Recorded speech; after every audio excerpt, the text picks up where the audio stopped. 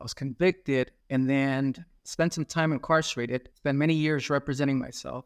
I was incredibly disciplined. And because of my discipline, that was my superpower, if you will. And it eventually, I was able to overturn my conviction. Since I'm getting my freedom, I've been able to use a lot of what I learned from that experience and applied it to businesses. Welcome back, investor. Today we have Ramon Samoza with us from Provo, Utah, and 501k.com. And Ramon has got a story that I have never heard on this podcast, and I don't think I've ever actually met anyone in real life that has this story. So it sounds like something straight out of a TV show. So, Ramon, why don't you just jump in and introduce yourself and let All right. us know kind of where you are with your real estate investing journey, your passive income adventures, and just start out a little bit with where you started and kind of catch us up to where you are today. Sure. Yeah, absolutely.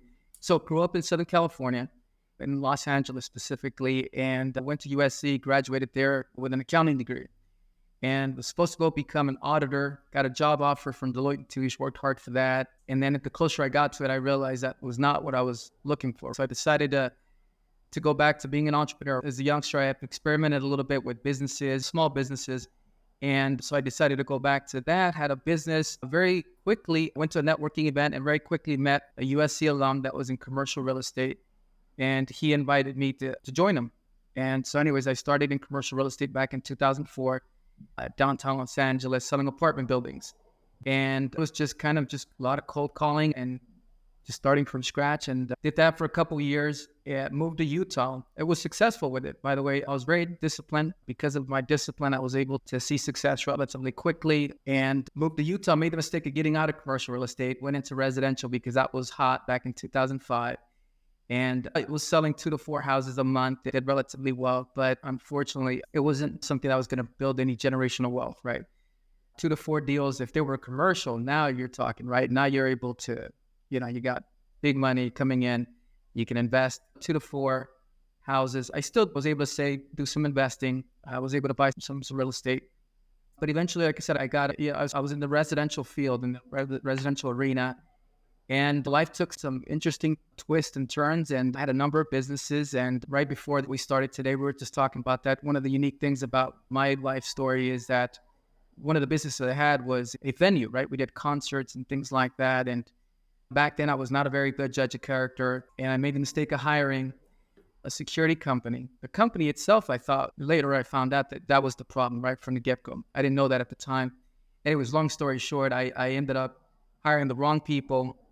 They ended up running a drug ring within my business. When I fired their security guards, that was not good enough for them. One thing led to another. It evolved into a situation where my life was at stake, and it was a self-defense type situation, right? I had a concealed carry permit, legally registered gun, everything.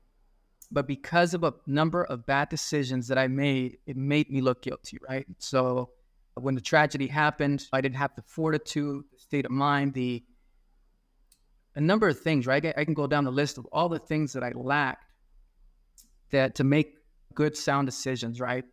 And so anyways, I made a number of decisions, made me look bad, made me look guilty. So when I eventually was charged, I was convicted, and then spent some time incarcerated, spent many years representing myself, spent thousands and thousands of hours, no exaggeration. That was unique in that sense, in that circumstance because of my discipline, and everybody could see it. That was my superpower, if you will, incredibly disciplined.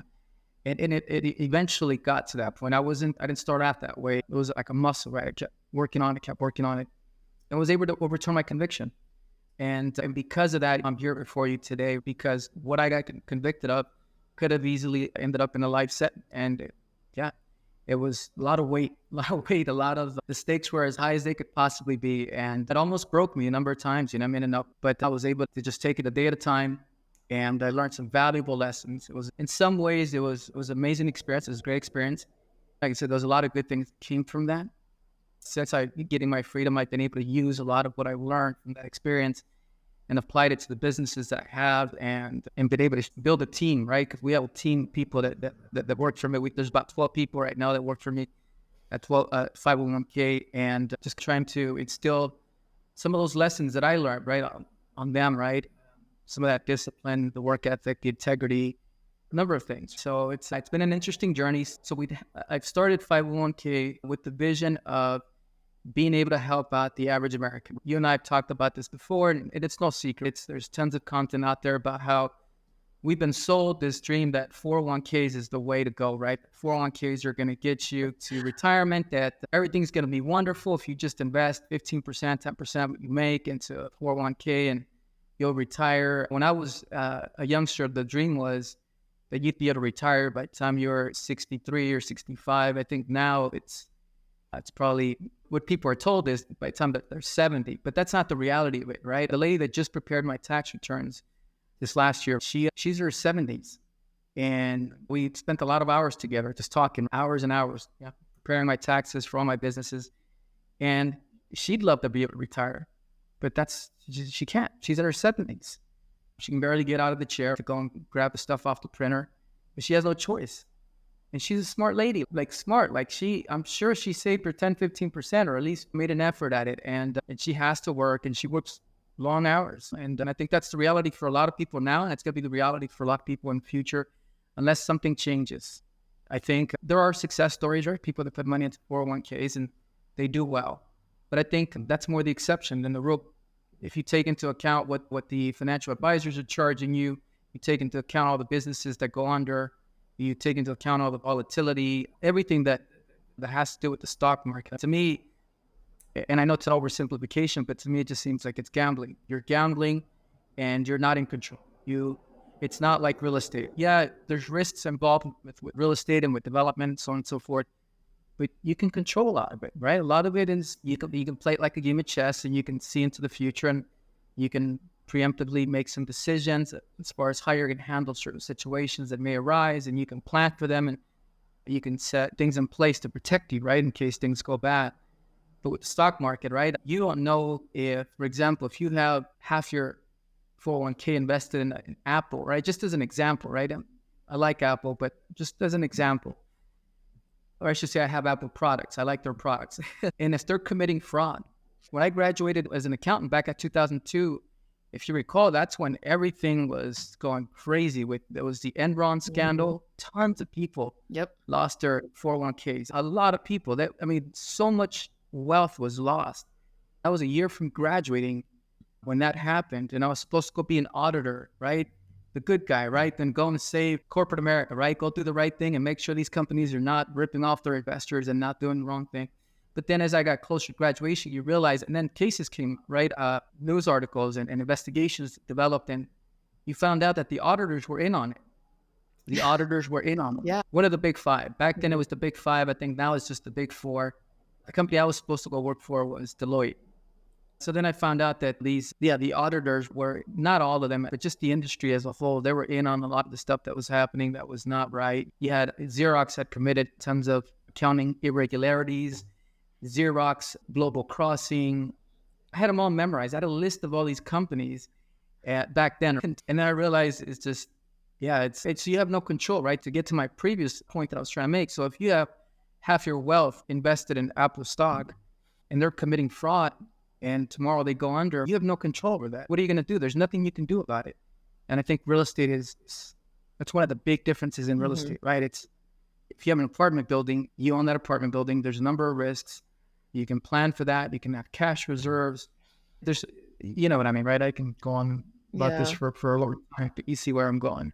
Well, one of the things I really like about real estate is that I don't have to be a genius to run the business. It's the same business plan over and over and over again. And so I find that I'm able to just keep diversifying by buying more buildings in different locations. I invest with different operators, and then I can invest in different classes of commercial real estate, and I can diversify across real estate pretty heavily. And so that allows me to just keep doing the same business plan again and again and again, where it seems easy, but if you're only doing it with one building, like you said, that there are risks involved, but I kind of spread that risk out over a lot of different asset classes. And I feel like it still beats the market average over and over and over again, even with this kind of tried and true business plan. Can you jump us forward a little bit to what you're working on today? And I really want to know like how your experience that you went through, because you were an auditor right before the Enron crisis. You were in residential real estate right before the 2008 crisis. Right. You were incarcerated for a crime that you weren't guilty of, or it wasn't actually a crime, and all these hours of studying it. And let's come to the present day and bring all that to a culmination of how that's really impacted you and your current path. Sure. So that's a big question, right? That's there's a lot of ways to answer that. So I guess for starters, I'll address the first part of it. So given my experience with being wrongfully convicted, one of the things that I'm doing is I'm creating content, a lot of content that has nothing to do with real estate, for the purpose of bringing some light to the reality of our criminal justice system, right? Like I had never been in trouble before, Mm-hmm. not even maybe a misdemeanor, maybe not even that, and experience Yeah. for speeding, yeah. But I didn't understand the criminal justice system. I didn't Mm-hmm. know, and there's a lot of things that I don't hear people talking about. A lot of things that just make it inherently unfair for everyone, right? And that's the thing about it. It's not just for minorities, or it's for everybody, for anybody. Like people are wrongfully convicted all the time. The percentage of people that are wrongfully convicted is much higher than what the media leads you to believe. The number is much higher. And then there's people that are overly convicted. They've committed a crime this small, but they're Mm-hmm. spending 10, 15, 20 years in prison, right? There's no Mm-hmm. need for that. That doesn't help anybody, because you're not just hurting that person, you're hurting everyone that they're connected to. So anyway, I'm using this, creating content is something new that I've started. I'm also in the process of setting up, I think I mentioned to you right before we started, getting approval from the Utah State Bar through their government entity that's beneath them to be able Mm-hmm. to start a law firm, to be able to bridge that gap that exists in society of individuals that need legal assistance, and then Mm-hmm. those that can actually afford it. Here, where I'm at in Provo, the average attorney is charging $3.25 an hour. Most people cannot afford that, right? And because you usually don't need an attorney for an hour, you need an attorney for 10, 15, 20 hours. Mm-hmm. So even the Utah Supreme Court has issued statements about how, and they're quoting studies that have been done by independent companies, that I think 86% of legal needs here in Utah go unmet. Mm-hmm. And I'm sure the number's similar if you go nationwide, whether you're in California or Washington or New York, it's similar, right? It's most people that need help just don't, they can't afford it, so they just don't Mm-hmm. do it. And so anyway, so I'm starting a law firm for that purpose. And then with the real estate stuff, given the fact that after being incarcerated for so many years, I was incarcerated for almost 12 years, Wow. and yeah, a long time. Get out, and I'm like, well, I don't want to work until I die, right? Until I'm 100 years old and just withering away. So how do I help myself create some financial freedom Mm-hmm. quickly? Well, I understand commercial real estate. I'm good with numbers. I'm very analytical, I'm very focused, I'm very disciplined. In addition to all these other things that that I've invested time and energy into, right? So that's when I decided to get back into commercial real estate. And then you put that together with the reality of most people that have 401ks, and how they're really never, like most of them are not going to be able to retire in their 60s or 70s for some of them. So that's how this came together. And we thought there's these amazing opportunities out there, right? Especially if you're developing is from the ground up, very lucrative opportunities. Mm-hmm. And most people don't get a chance to partake in those. They're satisfied with getting a 6, 7%, 8% return from their stocks, and minus the fees, and then minus the ups and downs, and companies going under. Because if a company goes under, if they go bankrupt, you lose all of it. You got absolutely nothing, right? Where if you own an apartment building, as long as you're making your mortgage payments, it's an asset. It's there. It's sitting there. It provides it. People need shelter, right? You always have somebody that will want to rent it. I mean, worst case scenario, you'll have to drop the rent or something, right? You have to do some renovations, and you might have to lose money at some point, and then you make it up the next year and the years Mm-hmm. to come. Right? So it's a completely different thing. Anyway, so our team came together. I have 2 partners, 501k, and we came together and put together a mission statement. I don't know if you've seen it. It's on our website. And I'm happy to read it if you like. If you don't mind, I'd Yeah, like fire to be able away. to. Sure. So it says, our mission is to create a strong and resilient financial future for each American by providing access to investments usually only available to the wealthiest. As we accomplish this, we aim to catalyze a higher culture with a more confident, innovative, and giving attitude among our fellow Americans. Now, we're passionate about that. I think we're doing that, providing some amazing opportunities to the people that are already maybe a little further along in that journey, of the people that are just starting out, right? That they don't know the first thing about commercial real estate, but here they are, they're investing with us, and we're going to get them some great returns and help them retire when still relatively young. I was 40 the first time that I heard about these types of investments, and I remember feeling very angry. I learned about the Huh. ruling that had changed in 2013, where people could now Oh, advertise these type of syndications to accredited investors only. But at the time, I was not accredited. I thought I had to go take a test or something, and I realized it was based on wealth. And then I got even more angry because I felt like just because I'm not wealthy, am I too stupid to be able to invest in these types of things? For yeah. a long time, these types of investments were just the rich get richer because you could only invest in them if you were extremely wealthy or you had a network of extremely wealthy people. And we all know that most of us hang out with people who are just like us. And so just the odds of us hearing about something like this are way out there. And, Right. and the way that it was hidden was for Yeah. investor protection. But what it did was Mhm. it created an atmosphere of alternative investing, which made it sound like it was so risky that we can't even tell Right. the general public about it. Now I feel like the word is getting out. People are becoming more aware of this type of investing that only wealthy Right. people have been able to use for so many years. And people like you are changing that because with like infinite banking and commercial real estate investing syndications, there's this whole world there of things and tools that wealthy people have been using for over a generation that we have been locked out of until fairly recently. Yeah. I love the way you put it. It's funny because I've told people maybe with not as much passion as you just did right now, but I told them the same thing where I was like, that's amazing to me that exists, right? I mean, it's like the government, the SEC has intentionally created these laws and these regulations with the pretext of protecting investors, but in reality, what they're doing is they're keeping the average person from being able to really grow their wealth, right? Because if you're just the ordinary person, right? I mean, to get to this to the point where you're considered a accredited investor, Sophisticated, right? accredited. Yes, to be an accredited investor, you have to have a net worth of at least $1 million, or you have to have made, as an individual, you have to have made at least 200,000 a year for the last 2 years. So to Which be is able to even get to that, worse for married couples. It's even worse because I have a buddy who his wife is stay-at-home mom, so she's not earning an income. He makes about right? 250 by himself, but because he's filing jointly with his wife, they have to make 300 to be accredited. And so he Yeah, feels like he's getting a really short end of that stick. And so I hear stories like this yeah, time and time again. And it is changing. I've seen the law kind of moving in the right direction and a bunch of bills in Congress, but who knows how long right. that's going to take. There was an overhaul in 2021, and I think there's another one coming up where there will actually be a test. Hopefully, that's what we're hoping for. But I hear the stories again and again, people who want to invest in this kind of stuff, and they have to go on a little Easter egg hunt to find the private ones where unaccredited investors are allowed to invest in because we're not allowed to talk about those. I don't even Yeah, offer them because it's too hard to get yeah, the word out to people who are unaccredited. right. If you think about it, I wonder, what percentage of people lose everything. I mean, I'm sure it's not a high percentage, but it's how many people have lost everything that they've saved up through investing through just the stock market. And Mhm.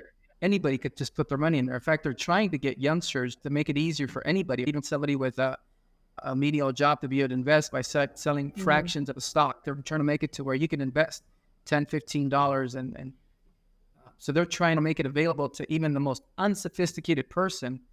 Pushing people into exclusively paper assets, I just find to be irresponsible.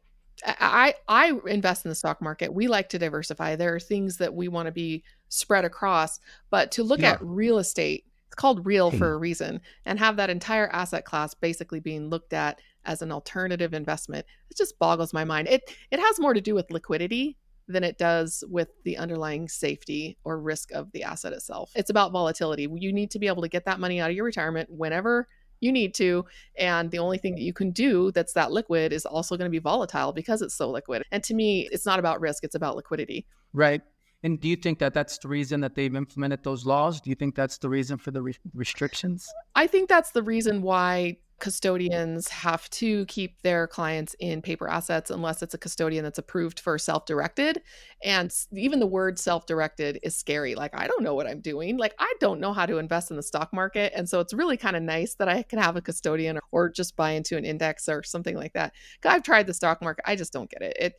I love business. I can talk business all day long, but for whatever reason, the stock market has always eluded me. And so when I was going to change my IRA over to self-directed, I remember just that word. It's like, oh, wow, it's all up to me now. It's under my control. And I don't think I know what I'm doing because it was very early in my real estate investing days. And I was pretty Right. scared that I was going to make a mistake because you can invest, like you said, $15 into a fractional share of a stock or some sort of an ETF. But my first real estate investment was hundreds of thousands of dollars. And so the risk of making a mistake was scary to me. And the whole thing was set up to make me feel scared. I don't think that was on purpose, but or I, malicious. Who knows, maybe. But I definitely Wrong. felt like I was out in the Wild West on my own and there was no real education and I was self-directed and definitely had to get over that mindset to get to the point where I am now, where I feel like I'm capable of investing in these things. I'm capable of offering these things. It's just like I said, I didn't even know this was a thing. If I'd grown up knowing this was a thing, maybe it would have been different. But when you first learn about it, so you're starting at almost zero. It's a right. huge disadvantage. Sure. Yeah, absolutely. Absolutely. That's interesting. You mentioned self-directed IRAs. So right now that's one of the things that we do, right? Is we help Mhm. individuals with that process of going from a 401k, switching it over to self-directed IRA. We connect them we give them some options, right? And we can go with whatever custodian they like. Because like you said, it's got to be the custodian that's approved to be able to be the custodian for self-directed IRAs. And then through then after the money's transferred there, then we give them some options with projects, Mhm. storage unit, apartment buildings. And even that process is difficult. And I say difficult in the sense it's frustrating, right? Because Mhm. whoever's holding your money, whatever company's holding your 401k money, they purposely go out of their way to make it difficult for you to withdraw that money. Yeah, We yeah. we had The this process, similar experience. The custodian had never heard of a self-directed IRA, like the person who was on the Mhm. phone, and we were trying to liquidate our account from our stocks and our mutual funds and all that. We were liquidating that over to the self-directed custodian. He didn't know what we were talking about, and then started trying to talk us out of it. He thought we were getting Right, scammed, basically, because right. even somebody who works in the industry had never heard of it. And this was just like in 2018, I think is when we did that. It wasn't even that long ago. Yeah, that's funny. And then, yeah, and right now we've tried a few different companies, and honestly, to be honest, I wouldn't recommend any of them. As far as the custodians that do the self-directed IRAs, I don't know if you've Mhm. come across somebody you thought was good, but there's not much competition. There's not much money to be made, and that's probably why there isn't a lot of competition. They only charge you a few $100s a year, so there's not much money to be made, and because of that, the service isn't the best, right? Mhm. It's not an easy process. They don't walk you through it. They don't make everything simple and easy. We help people with that process. We walk them through the entire process and we get Mhm. involved. And I don't know, maybe you can answer this question for me. I've asked lots of people and I've never really gotten an answer. At this point, now that we're both self-employed or semi-retired on passive income, I would never open up another IRA of any kind because I don't need the tax benefits that a retirement account provides. I have better tax benefits from my real estate depreciation and exchanges, and so I just don't feel the need for one. So the only accounts that we have are what we created when my husband was working a W-2 and he was getting an employer match. And so we would contribute to the Roth side and then they would match Right. over on the 401k side. And then we could take those Roth contributions out at any time and then we would and invest it in a real estate project. So then when he left that position, we would roll over the 401k to self-directed, and but we don't contribute to them. I feel like I'm making more money outside of that and I don't need the tax benefits. So what would somebody who isn't getting an employer match, what's the benefit of contributing to a retirement account if they're not getting that match? That's a good question. I mean, besides the obvious, they don't pay taxes on it. I mean, it goes in there. Personally, I'm with you. I think, yeah, you might have to pay the taxes, right? If you're at a 20% tax rate, you pay Mhm. the 20%. But the beauty of it is that if you don't put it into a self-directed IRA, it's your money. You don't have any monthly fees. You don't have to ask anybody for permissions, Yeah. right? Self-directed IRAs have all sorts of rules, very lengthy contracts. There's wire fees. It makes that you're saving. I realize, yeah, it seems like a lot of money, and it is 20% right up front, assuming that's what you pay as far as your tax rate. Mhm. But really, if you get into, for example, commercial real estate, you'll make that up and more within a Mhm. few years easily because, as you know, right, you got the depreciation, right, that allows you to be able to do some.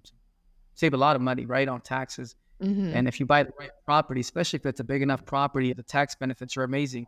Right now, we have a project, right? Just to give you an example, we have a project we're raising. It's 506 doors in Mm-hmm. Florida, massive project. And we're looking to raise about 10 million. We were able to get it through seller financing. We're still negotiating it, but it looks like it's going to be fine. It's going through. But what we're doing to try to incentivize investors, we're going, not only are we going to give you ownership in the project, right? X percentage ownership in the project, but then when you have a partnership, you can decide how to allocate depreciation, right? It doesn't have to be, so for example, you and I start a partnership Mm-hmm. and we buy this massive building that's worth $100 million. And let's say I offer you 30% ownership, but then I can also offer you 70% of the depreciation on that building. And because it's a $100 million project, that means that even if you, through all the different things that you do to make money, you make several $1 million a year, right? You can protect so much of it just through depreciation, right? Because you could do an accelerated depreciation, right? You do a cost segregation study, which is where you hire somebody and you know what it is, right? You hire somebody and they go and they look at the light bulbs and the doors and they break everything down, the carpeting and everything, and they figure exactly how long everything's gonna last, because not everything's gonna last 27 years, Mm-hmm. 7.5 years. My light bulbs don't And last that long. carpeting definitely doesn't. Definitely not. Not even my hard flooring is lasting that long. And if you do that, then you're able to protect a lot of your money. And then so that 20% is really, doesn't even matter, right? That money that you Yeah. would have saved it by going through a self-directed RA ultimately is not that big a deal. That's my opinion. I'm sure if you talk to somebody, a financial advisor, you might say, well, it is such a huge deal, but I love the freedom of being able to just not have the restrictions. Here's another thing with a self-directed IRA. If you put money in there and then you invest it, let's say you invested in one of our storage units, and then here in a couple of years, we come back to you and we go, hey, so here's your money back. And here's another 200% on your money because the investment was wonderful. We made Let's you a do lot of that. money. Exactly. So that you can't go and touch that money, right? So if you're going through some sort of a family emergency or whatever, or you come across another investment that you'd like to, well, an investment would be fine. But if you wanted to use that money to buy a car or you got some medical bills you want to pay off, you can't do that. If you Mm-mm. do that, there's penalties, there's taxes, there's all sorts of implications where if it's your own money, right? If it's your own money and I say, hey, I'm like, here you go, here's $1 million, right? You could say, I feel like I deserve a Lambo. I'm gonna go buy myself a Lamborghini with 200,000 in it. I'll pay the taxes on that, and then I'll invest the other 800,000. So there's more flexibility as far as what you can do, right? Yeah, I feel like there are less restrictions, but since I already had the retirement accounts, I feel like now what I have is a diversified tax strategy because I'm across not only Yeah. the incentives I get as a business owner, the extra incentives I get as a real estate professional, and then I have the incentives as an investor with depreciation, and then we have the incentives through our retirement accounts. And so we didn't really set out to do that on purpose, but I think diversification is typically a good thing because it allows us to take up an opportunity to get a lot of tax incentives off all of our different investments, no matter how we were able to fund that with cash, with a retirement account, with whatnot. So I have a partner on a joint venture building we own. I think it's like 5 of us. And he's always offering the other partners more cash flow in exchange for our tax benefits. So basically he wants to buy more depreciation and offering us more Right. cash flow. And since we're semi-retired, we're really, really prioritizing cash flowing deals right now because we need to Right. have cash coming in now that we don't have a W-2 anymore. And I'm like, you know what? I make more money at the end of the year on my tax savings than I would make off of the increased cash flow that he's offering me. And so none of us have taken it. He's been offering this for 2 years. None of us have taken it. And finally I said, let me just ask my accountant because the tax benefits are so good. I'm actually turning down cash flow in retirement, which seems crazy to me. So I think that what you're teaching people is how to think outside the box a little bit, how to think like a wealthy person, because these are the strategies that frankly, these tax laws were passed by some powerful, wealthy people, and they passed them because they're beneficial to them. really. From And we're able to just copy what they're doing, take advantage of what they're doing. And so bringing that to more of the average person, I would say before I got on this journey, I was extremely average. And so I feel very blessed oh, by people like uh, you who are getting the word out and helping us to just do things differently. Because over the last 5 years, my life has changed dramatically just by copying what wealthy people do in their investing and in their tax plan. yeah. And that's, I love that. I mean, 5 years, that's it, Mhm. right? Your life dramatically changed in 5 years. Yep. And we have a long way to go. We're definitely not where we want to be, but the dramatic changes have given us a sense of perspective and hope that we've never had before. Right. Right. All right. Sorry about the noise. We're on University Avenue Oh, and we have these giant windows. We got the windows. So everything that goes on University Avenue, which is the largest street here in Provo, it's, yeah, we get to hear it. So yeah, we'll leave this part in. I think that sound effect was actually pretty fun. I own a duplex just around the corner from that location on just off of Center Street over by the rec center, and I just sold it on seller financing, and so I no longer have to deal with the tenants' trash, toilets, termites, and roof replacement, but I still am making passive income off of it. And so getting creative in the way that you're approaching you're investing. I think that little duplex symbolizes a lot of what we've been trying to do over the last couple of years. And we were able to yeah, take a nice down payment from it and then go reposition that into a larger investment, a commercial investment, while we're still collecting basically interest income off of the seller financing on that one. And so it's all the stuff that I've learned from talking to people like you, having interviews, going to clubs, and just being able to buy real estate in one of the fastest growing cities in the country was right where you live in Provo. It's been topping the charts for yeah, years now. So it's definitely a blessing yeah. to be there. And is that one of the reasons that you chose to move to that area from California? No, actually, so we left California during the boom, right? During the Mhm. real estate boom. And I graduated from USC maybe 2 years. It's been 2 years since I graduated and was looking to buy a house as well, but I couldn't afford anything, right? Based Mm. on what the prices were at the time, which at the time seemed incredibly expensive. Yeah, Now, for the worse same now. way, the price is almost the same. And I had sisters that were married. I wasn't married. I had sisters that were married and they were looking to buy a home and they couldn't afford to be there. Hmm. It was a decision that we all made as a family. We're a very close-knit family and decided we'd been to Utah before and decided to just, we knew a lot of people from California that had moved to Utah. So and visited here and a number of other reasons. And so we all decided just to pick up and go. We sold the house in California. It was a little 850 square foot home we sold for almost $500,000. And we thought that Wow. was a lot of money back then. Well, it was a lot of Now money back it's, then, especially yeah, goes well, really far in Utah at the time.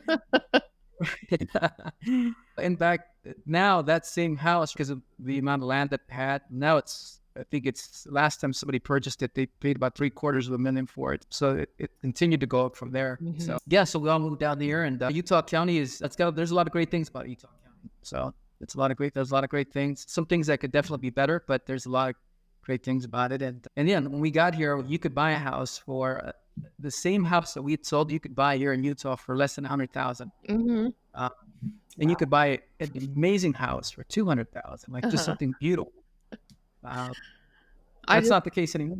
I just sold that little old duplex. It's probably built in 1940 and had to do a bunch of code upgrades. Like it was in rough shape. I think I just sold it for like 250. Yep. Somewhere Yeah. in that neighborhood. And I'm looking at that. My mansion that we bought in a 2003 in Austin was like 225. And we're like, we're spending a quarter million dollars, almost a quarter million dollars on a house. And now I'm looking at like somebody just paid a quarter million dollars for that little bungalow shack thing. It's just been amazing to watch what's going on in that area with Yeah. the price appreciation. And that's really how you play the real estate game right there.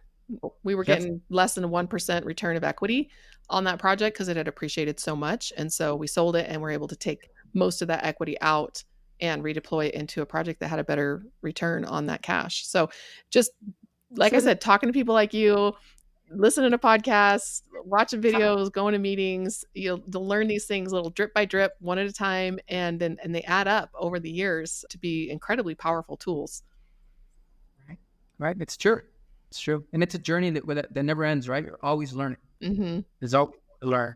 Well, I Always more used to to think it learn. was so complicated. I'm like, wow, that sounds complicated, right? But when you learn it one drop at a time and you're doing like one strategy at a time, eventually it gets to the point where it doesn't really feel complicated. It feels like just something that you do. And so I think that's maybe a little bit of hope for people who are just starting down like their 501k journey and realizing, okay, that's a lot of information. There's a fire hose knocking me down here, but just Yeah, it fire hose is just made of droplets of water that you can ingest one at a time, and there's not a race. Just do the best you can. Can you right. kind of walk us into the future a little bit about where you're going with your company and talk to the people that you work with and the message that you want to share about what you're working on and what's coming up for you?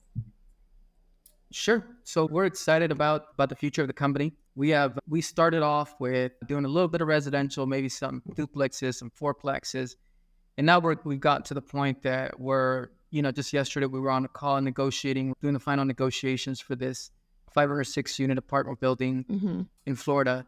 And then we have a number of I have a whiteboard that I'm looking at. We have a number of like huge deals that we're working on where because we also wholesale deals, and sometimes we need investors for these wholesale deals. Sounds like Sometimes money when we you have traffic like that. Fast growing city. So keep going. Yep. It's always interesting. And then the view from here, the mountains are just absolutely beautiful when it's Yeah. snowing or like right now it's overcast. The Hmm. clouds are just yeah, the view is amazing from here. Yep. Yeah. So we have projects where we wholesale projects, but we need money in order to be able to make those deals happen. But the beauty of it is we bring in investors to help us with these wholesale. It's all commercial, but the returns are massive, right? We have one right now that's under contract, easy project, very little to be done, right? We just have to bring the right people together. We're looking at seven figures, right? We're bringing in seven figures from one transaction. It's just a wholesale deal. It's not like a wholesale deal where you sell a house and you make 15,000, right? You could make 1 million, 2 million, 5 million on a Hmm. commercial property. Find the right deal. So the future of the company is to be doing more of these. Allow just the average person, right, the average American, to be able to get involved in this, so that we can take their money and be able to not just double it or triple it, 10x that money, being able to really provide amazing returns. We're very careful about how we do our contracts, so we don't put their money at stake. We don't put their money at risk. And we have an attorney on the team, and he makes sure that we do everything correctly and that the contracts protect us, protect our investors. So the future of the company is just growing this business model, being able to, here in the next 3 years, maybe have hundreds of millions of dollars that we're managing for people, providing them amazing returns, looking for opportunities, hiring teams of people that are looking for just amazing opportunities, right? Up and coming towns, cities that maybe need some revitalization, taking advantage of any kind of government incentives to bring their town or their city back to life. There's a lot of those, right? There's workforce housing. We've done some of those. So opportunities are out there. No matter what you hear in the news and the media, like there's always opportunities, especially in commercial real estate. And you just have to know where to look.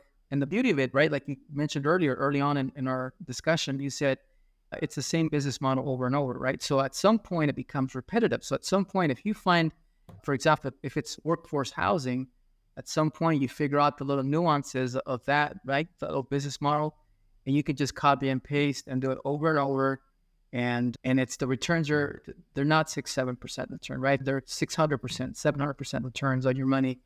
And there's always ways to de-risk the project, right? That's important, right? We don't want to go out there and be reckless. So we want to make sure that we're careful, right? We've been granted the privilege, right, of investing people's money into these projects. So we take that very serious. One of the many things that I learned from my experience of being incarcerated is that you do what you say you're going to do, right? When you're incarcerated and you're essentially living, just to be blunt, you're living like an animal, right? You're caged down. There aren't too many things you have. And one of the things you do have is your integrity and your word. So if you say you're going to do something, you do it. And that's something that I've taken with me and I apply to my business.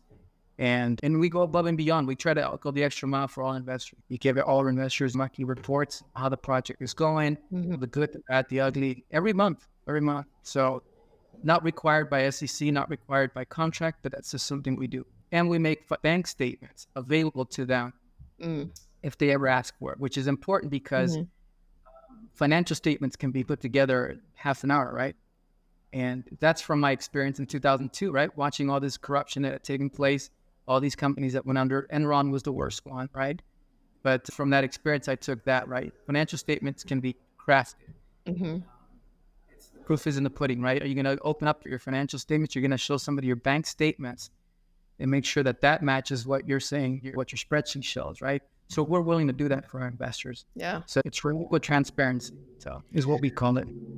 You learned the hard way. I interview people on the show who have committed white collar crime and fraud and been to prison for it, and what they walked away from prison having learned from taking care of other people's money. And some of them have had their injunctions to their fiduciary injunctions lifted so they can continue to raise capital and they continue to work in the industry, and how they're able to overcome that and still come back from that. But you learned the hard way through a different route what it's actually like to be in a situation in prison, in a cage.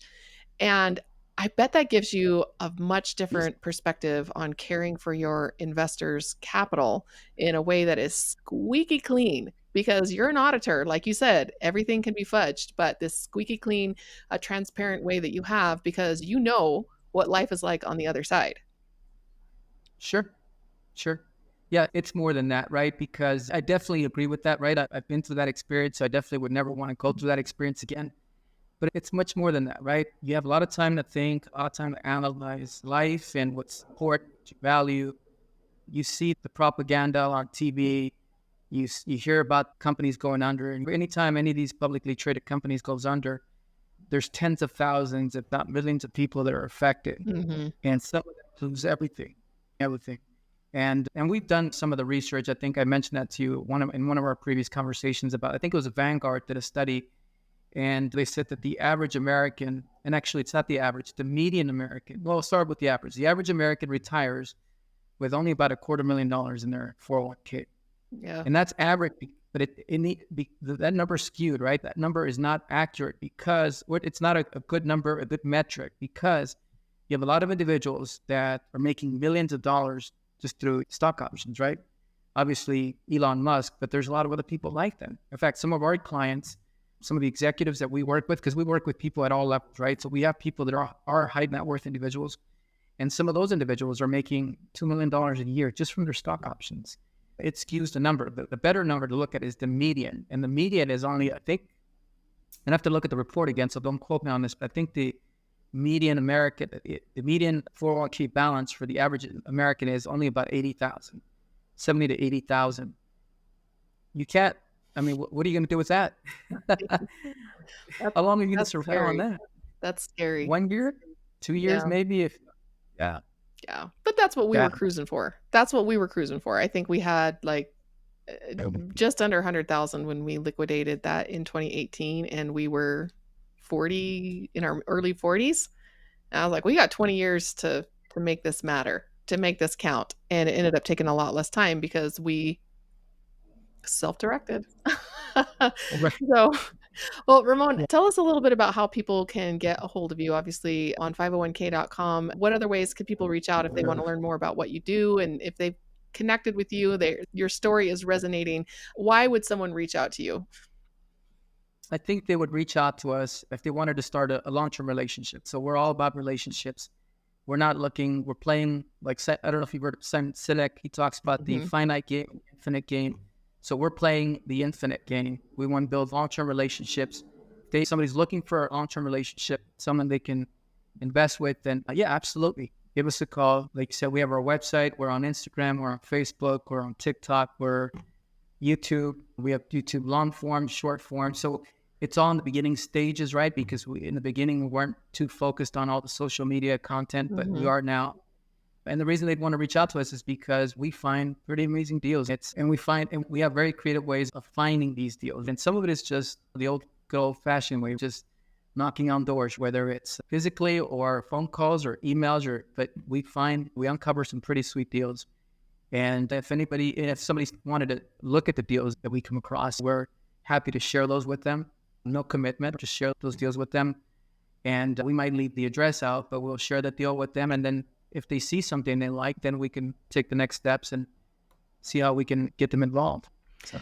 People often ask me if I know anybody who wholesales commercial property, and I do know a few who do some storage units and some small apartment buildings, but I've never actually met somebody who wholesales developments. And so if someone's looking to get in the ground up, you have some great projects for somebody who's wanting to do some ground up work. And so just definitely reach out if you're interested in doing that more actively, or if you are interested in investing in those kinds of projects, reach out to Ramon. You've been around the block, you've been doing this a long time. Since, what'd you say, 2003 is when you started For getting into it? 2004. So you've been yeah, through a downturn. And I think that is pretty unique right now. Most people out there talking about this have never been through a downturn. And so you have definitely given a lot of lessons that you've learned not yourself and that you're now sharing with us through your experiences. And you've had, like I said, 2 decades of learning things and growing and now sharing it with others. So I appreciate you sharing that with us. Like I said, be sure to reach out to Ramon. The reason we do this show is not just for the storytelling aspect from the learning, but it's for networking. Like, we want to talk to you. So jump on the website that he's got at 501k.com, reach out and say thank you for sharing your story. And we thank you for being here with us today. thank you. It's an honor. Thank you. It's been a pleasure. Okay, I promised you that story was one that you have not heard before. Like I said, I don't think I've met anybody in real life that has a story like that. Ramon's ability to bounce back and to find his superpower while in prison is like nothing that I've ever experienced. I've never had to go through something like that. And sometimes we learn more from the challenges than we do from the successes. And Ramon's case is definitely a good example of that. Like we always say, be sure to reach out to Ramon and me after the show. The reason we put these episodes together is because we want to network with you. We want you to invest with us. We want to invest with you. If you've got a project or you have some capital to place and you're an accredited investor, let's have a conversation and see if we're a good fit to invest together. As always, thank you for joining us on Passive Income Adventures, and I can't wait to hear about your next adventure.